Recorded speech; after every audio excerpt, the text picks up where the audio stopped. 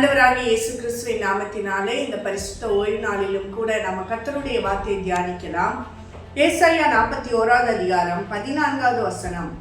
யாக்கோபு என்னும் சிறு பூச்சியே, இஸ்ரவேலின் சிறு கூட்டமே, பயப்படாதே, நான் உனக்கு துணை நிற்கிறேன் என்று கர்த்தரும் இஸ்ரவேலின் பரிசுத்தரும் ஆகிய உன் மீட்பர் உரைக்கிறார்.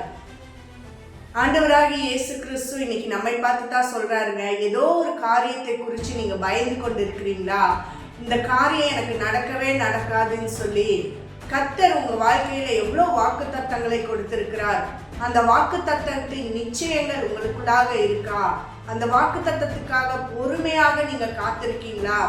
நிச்சயமாக இந்த வாக்கு தத்தம் என் வாழ்க்கையில நிறைவேறும் சொல்லி மற்றவர்கள் சொல்லுகிறதான அவதூறான பேச்சுக்களை நம்பி ஏமாந்து போகாதீங்க. மற்றவர்கள் நம்மை குறை கூறுவாங்க.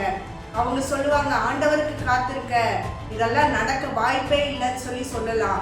ஆனா வாக்கு பண்ணின தேவன் நம்ம வாழ்க்கையில அந்த வாக்கு தத்தத்தை நிறைவேற்றும் வரையிலுமாக நம்மை கைவிடாதபடிக்கு நமக்கு துணை செய்கிற தேவனாக இருக்கிறாருங்க.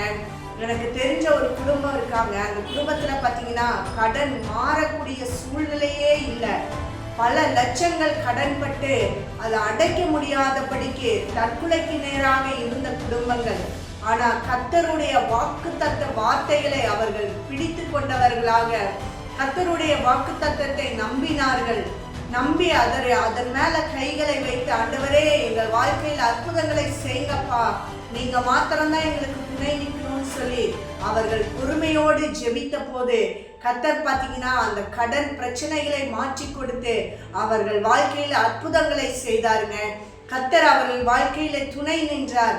ஆண்டவர் இன்னைக்கு உங்களை பார்த்து சொல்றார், நீ எதை குறிச்சு பயந்துட்டு இருக்க? நீ பயப்படாத, நான் உன் கூட தான் இருக்கேன், நான் உனக்கு துணை நிற்கிறேன். யாரும் உன்னை மறுதளிக்க முடியாது, யாரும் உன்னை தப்பாக குறை கூற முடியாது. உன் மேல விழுந்த எல்லா பழிச்சொற்களையும் எடுத்து போட நான் வல்லமையுள்ள தேவனாக இருக்கிறேன், எனக்கு உனக்கு உதவி செய்ய முடியும்னு சொல்லி ஆண்டவர் இந்த நாளிலே உங்களுக்கு வாக்கு பண்ணுகிறார். இந்த வாக்குத்தத்த வார்த்தைகளை இறுக பற்றி கொள்ளுங்க. எதெல்லாம் முடியாதுன்னு சொல்றீங்களோ அதை நிறைவேற்றி முடிக்க சர்வ வல்லமையுள்ள தேவனுடைய கரம் உங்களோடு இன்னைக்கு துணையாக நின்று வழிநடத்த வல்லவராக இருக்கிறார். இந்த வார்த்தைக்காக நம்ம ஜெபிக்கலாமா? கிருபையுள்ள தகப்பனே, நன்றியோடு துதிக்கிறோம் அப்பா, ஸ்தோத்தரிக்கிறோம் ராஜா. அப்பா, நீ பயப்படாதே, நான் உனக்கு துணை நிற்கிறேன் என்று வாக்கு பண்ணியிருக்கிறீங்க ஆண்டவரே. இன்னைக்கு சூழ்நிலை நிமித்தமாக பயந்து இந்த காரியம் நடக்குமா நடக்காதான்னு சொல்லி அப்பா மனிதர்களுடைய வார்த்தையினால உடைந்து போய் சோர்ந்து போய் பயந்து நிற்கிற இந்த பிள்ளைகளுக்கு இயேசு கிறிஸ்துவின் நாமத்தினாலே அப்பா மீட்பராகிய கர்த்தருடைய கரம் துணையாக நின்று அற்புதங்களை காண செய்ய என்று ஜெபிக்கிறோம் ஆண்டவரே.